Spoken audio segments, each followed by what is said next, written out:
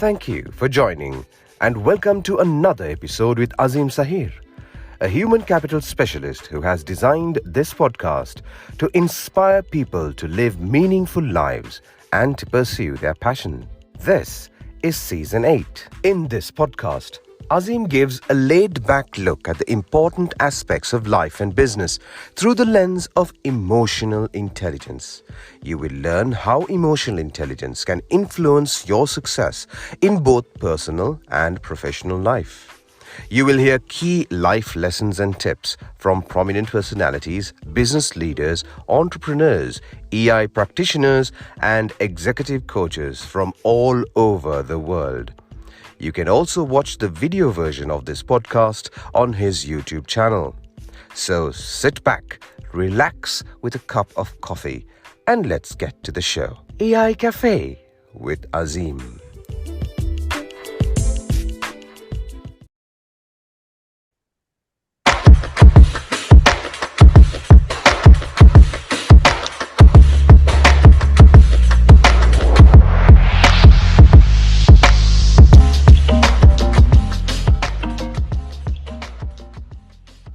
Leadership and communication go hand in hand. If you don't make people want to follow you, they won't. And without followers, you aren't a leader. Strong communication is therefore a key to leadership, even if there is more to leadership than communication alone. Many leaders develop strategies, visions, missions, and their people find difficult to execute those strategies simply due to the reason of communication. So, what is the missing piece in this puzzle of leadership? How to get your people see what you are saying.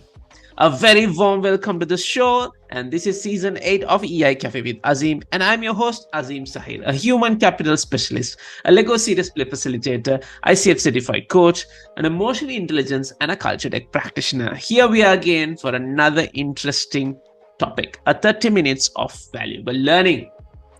In today's topic, we are going to talk how to get your people see what you're saying. An approach to visual thinking through a leadership perspective. To discuss this, I have I think he's the right person to go to it. So the go-to person. So let me quick introduction about this particular individual. He's the CEO and the co-founder of Big Blue Gumball, a New York-based management consulting firm specialized in leadership and development executive coaching.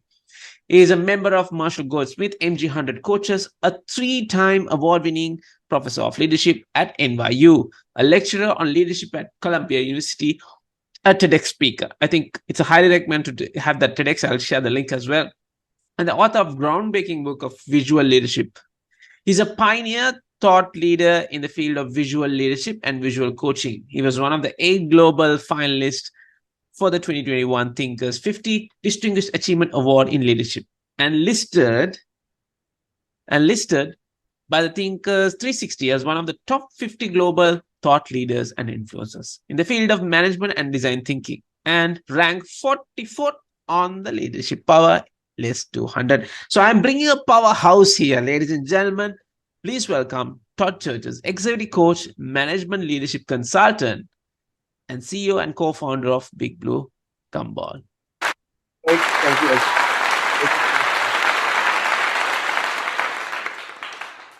Todd, welcome to the cafe. Thank you. Great to be in the cafe today with you on this beautiful day. Brilliant. So Todd, first and foremost, my humble gratitude. Thank you very much for spending your valuable time in the cafe. I think it's an amazing perspective because as I mentioned prior to the call, I'm a very visual person also. So I love talking about visual stuff. I work with a lot of visual element also, especially with the Legos. It's very visual, right? Yes, So why I picked you, you have written a book. I've seen your TED Talk. I've been following you. I think we have a mutual friend who is Tim also is the same line. So I wanted to get you in this particular season to talk about something interesting as well. So on that note, Todd, let's get started with the first questions. We have been talking about leadership, Leadership can have different dimension coming in, but I'm going to take the leadership as a dimension from influence perspective, right? How can one get things done from others the way she wants? What's your take on this? Yeah, there are so many different definitions of leadership. And one of the things I always start with, I always ask my students in the first session of my class, I teach leadership and team building in the Human Capital Management Master's program at NYU. And I say to my students, how many people here are leaders? Raise your hand if you're a leader. And people don't know whether to raise their hand or not. So I have 20 students, should I raise my hand or not? But then I say, by the end of tonight's session, we're going to redefine what leadership is and what it means. And you're all going to be raising your hands, because a lot of times people think you're only a leader if you're the CEO or president or something. We're all leaders, right? Even if you're just leading your own life, you have to manage your life and you have to lead your life. So you are a manager and leader, even regardless of even if you work for yourself, even if you have no one reporting to you. So that's the first thing is, do you define leadership as capital L as in your title, or small l as in I need to lead in order to succeed, right?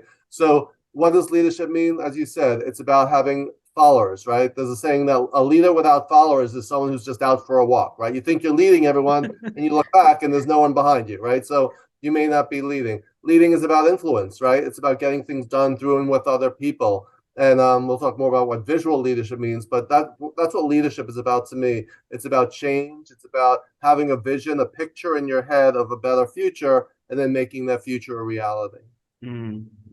I think generally we heard in programs, we heard people talking about visionary leadership, right? So when we say visionary leadership, the question is, do we really bring the vision into people? Isn't it, Todd? Yeah, there's two ways of looking at it. First of all, my book, Visual Leadership, which I'll hold up here because it is a visual, right? The way it's spelled, it's a single word with a shared capital L. And the reason for that is because who you are and how you lead is inseparable from the lens through which you see the world, right? So your background, your upbringing, your life experiences, your culture all shape what you see and how you see it, but also what you miss and what you don't see, right? So that's the starting point of visual leadership, looking backwards. We only see certain things because of our life experiences and our perspectives and our biases and everything else. So, Todd, now you gave a little bit of a definition. I really love, and tell you frankly, I just noticed that one L on that your visual leadership book. Well, that's a big part of visual leadership and visual thinking is noticing, and a lot of people don't notice it, right? Because so you look at it, but it's not what you expect to see, so you miss it, right? So that's a lesson, right? Just from the title of the book, people very often misspell it, write it as two separate words with the two L's. So that's a great illustration that I often bring up, is that something, things don't always fit what we expect to see, so we miss it, right? So a big part of visual leadership is noticing the things that other people miss. Yeah, I think I can resonate that with, when I talked about strategies, leaders on the top players, they bring strategies, they put love representation to it, but the question is whether people are executing, are they getting that particular picture is the question, right? So thank you very much for bringing that out. Now, let me come to your particular book. What do you really refer in terms of visual leadership in your book? Yeah, I mean, visual leadership is about applying visual thinking and visual communication to management leadership, right? That's the foundation. So if you picture a Venn diagram, it's visual leadership and visual thinking, and visual thinking and visual communication, and then leadership and management. So I break it down into 4 different ways to do this. It is using visual imagery, using mental models and frameworks, using metaphor and analogy, and using storytelling. Those are the 4 buckets. And now they're not mutually exclusive, they're overlapping. But when you use those components, that is how you could be a more effective visual leader. Right. So I'm really curious to know, you mentioned about mental models. How does it resonate, that one? What exactly mental model we are talking about? Yeah, so if you think about a SWOT analysis, a 4-box matrix, or a pyramid like Maslow's hierarchy of needs, or Simon Sinek's Start With Why golden circle, right? Those are all mental models. So the world and life and problems are complex and messy, but if we can create some kind of framework or boxes to put things in, we could see them more clearly and then find solutions and make better decisions. So that's the idea behind mental models. What we're not trying to do is put people in boxes, right? Because we don't want to stereotype. whatever. But if you have a Myers-Briggs or DISC or social styles profile, we're using a framework, right? We're saying, where do we fit? And by doing that, we simplify complexity, and then we could use that information to make better decisions. So that's the idea behind mental models. And one of the analogies or metaphors I use is, let's say you're trying to set the table for dinner for 8 guests, and you need to put out all the silverware. You open up one silverware drawer, and all the silverware is just thrown in there in a mess. The other silverware drawer you open up, and everything's in compartments: knives, forks, spoons. Which one is going to be clearer? Which one's going to be simpler? Which one's going to help you set that table? It's the one where you compartmentalize, right? And you can see the solution. That's a good metaphor that illustrates the power of a framework. If you have frameworks, then you can see things more clearly. So I like that metaphor. Yeah, brilliant. I think metaphors are something I think I really loved it. In coaching conversation, bringing those metaphors can really bring the coaches or the client or the subordinate to really connect to their stories. I think I really love that part, the folks and foons, like how do you really separate it? So it's a mental model that's created here as well, correct, right? And also, you could picture it in your mind's eye. So that not only was that a mental model and it was a metaphor, but it was also category 1, using a visual image. So I painted a picture with words so you could see it in your head, even though you weren't looking at a picture of it, you were looking at a picture in your mind's eye, right? So that's the magic, right? And if I told you a story about it, then that would be the 4th category, the storytelling. Storytelling, right? So that just shows that even when you focus on one of these, you're very often using multiple ones, but that is how you create understanding. And I talk about this in my TED Talk: attention, comprehension, and retention, right? When you use visual imagery or visual language, it gets people to focus because then they're paying attention, creates understanding or comprehension because they can understand better what you mean. And then thirdly, retention, you will always have that visual image embedded in your brain, so you will recall it and remember it in the future. So attention, comprehension, retention, those are some of the reasons why visual thinking is so powerful. Brilliant. I'm going to take those 3 for today as a takeaway from me to start working on that. And Todd, I'm really curious to connect the component of emotional intelligence into visual leadership, because you said about looking, vision, the social awareness perspective. How do you recognize those emotion feeling? How does these two connect in your thought process? Yeah, emotional intelligence starts with self-awareness, right? And self-awareness is about looking in the mirror and trying to see yourself clearly, realistically, trying to see yourself from other people's perspective. So it's about looking, right? It's about looking and seeing. It's about, what do you see? What do you miss? Are you seeing yourself accurately? Are you seeing yourself the way you're perceived by other people? So that's one of the ways that visual thinking ties into emotional intelligence, and then self-regulation and social intelligence and everything else. You have to be able to almost step outside your body and see yourself with a fresh and honest point of view. So that's one of the ways that visual thinking helps you to become a more emotionally intelligent leader. Brilliant. I think that creates a lot of connectivity. Here's I'm just, while you're saying about visual, how this can apply, Todd, to a person who is, who cannot see. How does it work? Question. Yeah, for people who are sight impaired or blind, you could still think visually, because you could paint a picture with words through storytelling, right? If I tell you a story and you're picturing it in your mind almost as if it's a mental movie, you are using visual thinking and visual communication to get the other person to see what you're saying. So even if someone cannot see with their physical eye, they can still see with their mind's eye. And I think that's the key magic of how it translates. Because let's say someone's listening to this podcast on audio and not watching the video, they could still picture it. They could still envision, right? The word envision has the word vision in it. They can still envision what we're talking about and the examples and the metaphors that we're using. So that's the answer to that question. Thank you very much. So I'm little diving into that. I read a little bit of a summary of your book. I'm really curious to know, you talk about 3 V's in your book. What is it and how it will impact on one's leadership style? Yes, I talk about visibility, voice, and value, right? So if visibility is about being seen, are you seen and how are you seen? Voice is about, are you heard and how are you heard? And value is about, are you making a contribution and are you recognized for that contribution, right?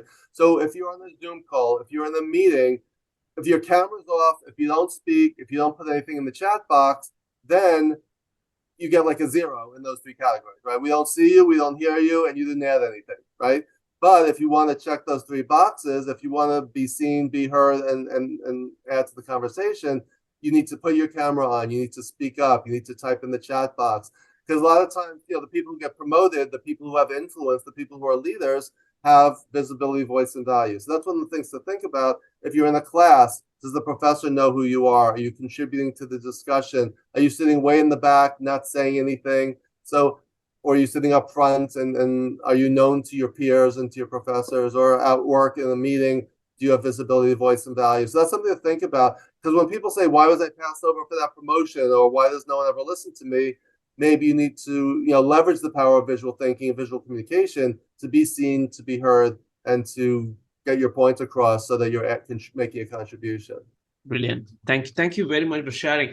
While you're talking, this something came into my mind. I'm curious. Like, let's say there's a leader, and he have about 6 subordinates working under his team. Now, we know that people are different. Our style is different. Personalities are different. The way we work, the way we do is different. Now, how difficult for a leader to pick what's the way to communicate to a person? Is it visual thinking? Is it just talking? Is it need to be a presentation, or is it just a text? How important a leader need to be aware? Because when a meeting, we just deliver certain message, we pass the the message what need to be done. But the question is, I don't know whether leaders go back and ask whether you understood or no. Yeah. So there's 2 parts I'm going to bring, like how one leader need to really recognize which way is the best way to deliver the message, and how that leader will know that they understood or no. Yeah, there's no one right answer. Like the answer to most questions is it depends, right? It depends on a lot of factors. But yeah, if you're a leader and you deliver a town hall and here's our vision, and you never mention it again, and someone was not paying attention or they weren't at that meeting, and you turn around 6 months later and nothing's changed, well, whose fault is that? Right? It's the leader's fault. You need to reiterate your message. You need to deliver the multiple modalities. There's a concept called VARK, VARK, visual, auditory, reading and writing, and kinesthetic. When you leverage, those are not styles. Sometimes people there's a myth of those of being like learning styles. A lot of that has to do with preference. And, some people like listening to an audiobook. I don't. When I listen to an audiobook, my mind goes in a million other directions and I miss everything, right? I like to read. I like to circle. I love a book. I wrote the kind of book I like to read, which is filled with visual imagery and right. But if you use VARK, if you say, all right, visual, what am I showing people? Auditory, what do I want people to hear? Reading and writing, am I getting them to take notes or fill out a template or fill out a form or a sheet? And kinesthetic is about movement, touch, and feeling. Am I getting people to actually do something, right? If you leverage all 4 of those modalities, then you're more likely to get your message across. You're more likely to keep people's attention and get them engaged. So when I'm teaching or when I'm working with a coaching client, I will use all of those things. I'll use an image. We'll tell stories. We will have them read and write things down or read something. And then also when you're actively engaged, and a great example of this is Lego play, right? That engages all 4 of those modalities. You're building, you're communicating, the pieces are different colors. When you build something, you're never going to forget what you built, right? Because you were actively engaged in it in a way that if you just read 50 pages of text, you most likely, research shows you're only going to remember a small percentage of that months and especially years later. But I did a Lego play many years ago. I still remember what we built. I still remember that experience because people learn from doing, right? And from teaching, not just from reading. So that's a great, just Lego play in and of itself is a great example of leveraging those different modalities. And it's fun. Yeah, and it's fun when you incorporate some fun into something that bumps it up into a whole other level. Yeah. And more important, the last part, I think it's about stories, how people tell the stories, which the visual they have created, they're building stories, and it's not predetermined, it's just on the spot, isn't it? Yeah. There's a classic saying, there are 2 bricklayers, classic story, 2 bricklayers. You ask the first one, what are you doing? And he or she says, I'm laying bricks. You ask the other person what they're doing, and they say, I'm building a cathedral, or I'm building a hospital, or I'm building a school. They're both doing the same task. They're both laying bricks, and it could be Lego bricks, or it could be real bricks, right? But the second person has a sense of passion, purpose, and passion, right? They are building something that has meaning. They're doing something that gives them both visibility and credibility. You could just do your job and lay bricks, or you can go about it with a sense of passion and purpose.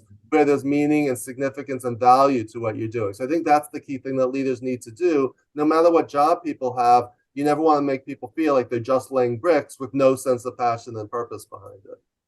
Brilliant. Thank you very much, Todd. I think it does really make sense, because that sense of purpose is not there on the story what you're really delivering or the message you're going to deliver. I think it's not good. I think that's where the power of storytelling also comes in. You build up a story, because when I was listening to your TED talk, the story you started with, it still resonates for me. You ended up in China, you're trying to do with the tools, you're trying to sketch it, and you that still remembers me. So it's the best way to do it also. So thank you very much for building on. So Todd, here's my last part of it, because as we are coming to the end of conversation, what leaders need to adapt to get their people what he or she are trying to say? Like, how do they need to pass it? How they can really adapt certain tools and techniques to bring this visual leadership? Why I'm asking this, I've been in the corporates, you have been in the corporate, but unfortunately, certain corporates still lies on the same modality.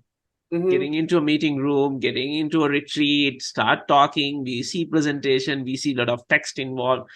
But how can they adapt to this visual thinking and visual leadership? Yeah, there's a lot of ways. One, you need to get people engaged. So getting them interacting with each other, get them up at flip charts or whiteboards, get them to present back, get them doing things, create, the topic experiential learning, get people to experience something as opposed to just listening to you, right? Because, it's in one ear and out the other. People can only retain a certain amount of information. But if they're actively doing something, if you tell a story that they're going to remember, if you use metaphors and analogies, you also need to think about who your audience is, what's going to resonate with them, right? So I'm based in New York. I'm a big baseball fan. I love the Yankees and the Mets. But if I am talking about baseball to someone from another part of the world where they don't play baseball, I may say, all right, do you play soccer or football, whatever it's called in your country, right? Do you play cricket? Do you play tennis, right? So if you use a metaphor, analogy, a story that the other person can relate to, it will have greater impact than talking about yourself. Using nature as an analogy is great, because you can say, I could plant the seed for an idea, get to the root of the problem, branch out in different directions, right? Let's see which ideas bear fruit. The sky's the limit. So if you use language that someone can relate to and picture and visualize, then it brings dry, boring topics to life. So many leaders bore people to death with numbers and statistics and data. I always say that numbers are meaningless outside of their context and the story that you're trying to tell, right? And one of the chapters of my book is called How My Cardiologist Almost Gave Me a Heart Attack. And the story delivered me my heart results, my test results, but he did it in a way that scared me instead of making me feel good about the results. So, so it's not just what you say, but how you say it, and not to bore people to death with numbers and facts. And tell people a story. People are motivated and inspired by a vision and a story of a better future. They're not motivated by numbers on an Excel spreadsheet. So those are some things that leaders could do, is bring their concepts to life. And it's not just the factual side, the left brain, but the right brain, emotional side, and the creative side. When you leverage both sides of the brain, metaphorically, people are going to be more engaged with whatever you're talking about. And when you're saying the metaphor, one of the really thing really hit me on your TED talk is the metaphor of a vehicle, right?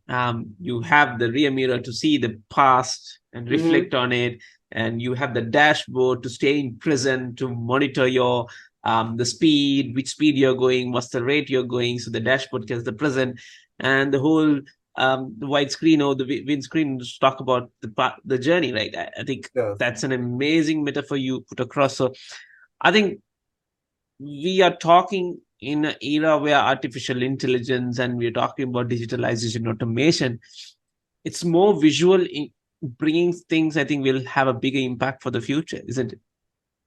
Yeah, I mean, the present and the future. I mean, one of the big things is there's so much information overload, and there's so many distractions that if you don't cut through the clutter, your message is not only not going to be remembered, but it may not even be heard and not understood, right? So you need to cut through that clutter in order to bring your message to life, to bring your vision to life. So so you could go to ChatGPT and look something up, and it could generate like a 40-page report or an answer to your questions. But what do you do with that? How do you bring that information to life? It was interesting. I used AI ChatGPT for the very first time the other day, and I just put in who are the top visual leadership experts in the world, and I came up fifth, which was amazing to me. That it's like oh, the robots even know who I am, which was kind of cool and kind of fun.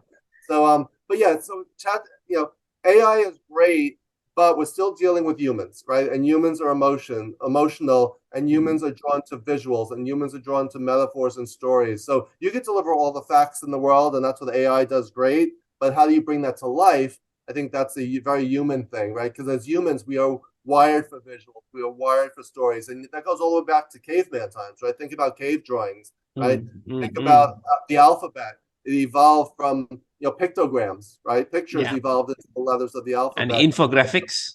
And infographics and emojis. Think about how we use emojis, right? So when you use emojis, they could be misinterpreted, but when you use text and use the emoji to punctuate the text, then that adds value. That creates clarity, and so people will remember what you wrote more because you added a visual component to it. So this is just a few of many ways to incorporate visuals into what you do to communicate your message and get it out there. Brilliant. So thank you very much. So I always ask my guest, give me some golden nuggets for my listeners. So I just want to know what would be a final message for the leaders who are listening in to this particular podcast or going to watch this particular podcast. Yes. Well, hopefully they got a number of golden nuggets already, but I would say this. You're already doing a lot of the things we're talking about. So this is not like a radical, I've never done this before, but maybe you haven't thought about it before. So it starts with be more aware, notice things you haven't noticed before, and then be more creative and more intentional about how you could cut through that clutter to get your message out there, to get yourself out there. So I think you're highlighting those 3 V's was a good point. Visibility, voice, and value. You want to be seen, you want to be heard, and you want to contribute in such a way that people give you credit for it and people recognize you for that. Because otherwise, you're not going to have the influence. And as we said from the beginning, leadership is all about influence. Absolutely. So, ladies and gentlemen, that's the time what we have for today. And my key takeaways are attention, comprehension, and retention, which I'm going to pick it up and take it to my lifestyle practice. I believe our listeners got plenty of key takeaways from this particular episode. So my humble gratitude and thank you. Thanks to Todd Cherches, executive coach and management leadership consultant, CEO and co-founder of Big Blue Gumball. And of course, you can get connected to, I recommend just send him an invite or follow him on LinkedIn because he shares plenty of amazing gold mine stuff. So those are for learning purpose. And of course, can get connected to him through his website. Log on to his www.toddcherches.com. And I'm going to put the book links on Amazon and all the details on the podcast notes. So please free to explore what Todd does. So Todd, once again, thank you very much for your valuable time you've spent in the cafe. It's truly an honor to have you in the cafe as well. Pleasure being with you. Thank you.